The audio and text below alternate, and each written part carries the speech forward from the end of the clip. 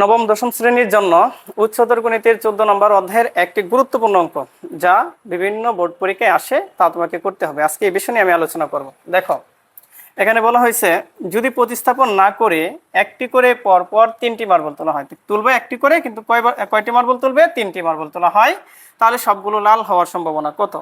আর আমাদেরকে দেওয়া আছে লাল আছে 10টি, কালো আছে 5টি, আর সাদা আছে 15টি।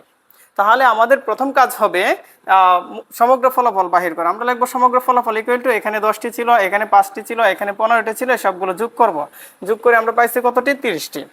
এখন লিখবো লাল হওয়ার সম্ভাবনা ইকুয়াল, বলো লালের অনুকূল কয়টা ছিল?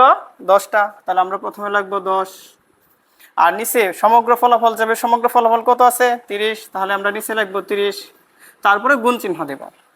আচ্ছা, লাল মার্বল কয়টা তুলতে হবে? 3টা। এর মধ্যে তুমি কয়টা তুলেছো? একটা। একটা তুলে ফেললে লালকে একটা কমে গেছে না? তাহলে লাল ছিল 10টা, এখন বর্তমানে আছে কয়টা? 9টা। তাহলে গুণ চিহ্নর পরে লিখবা 9। পরে নিচে কি লিখবা? যে লাল মার্বল যেহেতু একটা কমে গেছে, তাহলে মুটের থেকে একটা কমে যাবে, এই জন্য নিচে লিখবা কত? 30 থেকে 1 কম 29। এখন বলো লাল মার্বল কয়টা তুলে ফেলছি? আমরা 2টা। এখন 2টা তুলে ফেলছি, এখন আরেকটা তুলতে হবে, এজন্য আবার গুণ চিহ্ন দিবা। এখন যেহেতু লাল মার্বল 2টা কমে গেছে, ছিল 10টা, এখন বর্তমানে আছে কয়টা? 8টা, এজন্য উপরে আবার 8 দিবা। আর নিচে মুটে থেকেও তো 1 কমবে, এজন্য নিচে কত দিবা? 28 দিবা। আর বাকি এই যে কাজটা আছে, এটা তুমি ক্যালকুলেটর ইউজ করে নেবা, ঠিক আছে? এখন যদি তোমাকে বলতো যদি প্রতিস্থাপন না করে একটি করে পরপর 3টি মার্বেল তোলা হলো, তবে সবগুলো মার্বেল কালো হওয়ার সম্ভাবনা কত? আগে বলছিল লাল হওয়ার সম্ভাবনা কত, এখন বলছে কালো হওয়ার সম্ভাবনা কত। তাহলে আগের মতোই তোমাকে করতে হবে। আচ্ছা বলো তো, লাল এখানে কি বলছে? কালো হওয়ার সম্ভাবনা কত? বলো কালো কয়টা আছে? এখানে 5টা।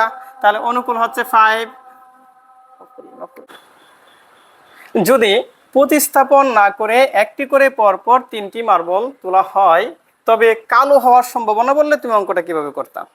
তাহলে তুমি কি লিখতে? সমগ্র ফলাফল ইকুয়াল টু এই সবগুলো আগে যোগ করতা, তারপরে লিখবা কালো হওয়ার সম্ভাবনা ইকুয়াল, বলো কালো কয়টা ছিল? 5টা, তাহলে 5, আর নিচে কত দিবা? 30। পরে কি চিহ্ন দিবা? গুণ চিহ্ন দিবা। কালো 5টা ছিল, এর মধ্যে কয়টা তুলে ফেলছো? একটা তুলে ফেলছো। এখন তোমার হাতে আর আছে কয়টা? 4টা। তাহলে এখন লিখবা কি? 4। আর মুঠে থেকেও তো 1 কমে যাবে, নিচে ছিল 30, এখন কত হবে? 29। পরে আবার গুণ চিহ্ন দিবা। এখন বলো তো কালো কয়টা তোলা হয়েছে? 2টা তোলা হয়েছে, তাহলে তোমার হাতে আর আছে কয়টা? 3টা। তাহলে আবার উপরে তুমি কি লিখবা? 3। মুঠে থেকেও তো একটা কমে যাবে, মুঠের মধ্যে এখানে কত ছিল? 29, এখন কত হবে? 28। আর বাকি কাজটা তুমি ক্যালকুলেটর বসায় গুণ করে নেবে, ঠিক আছে? কত সহজ না বিষয়টা?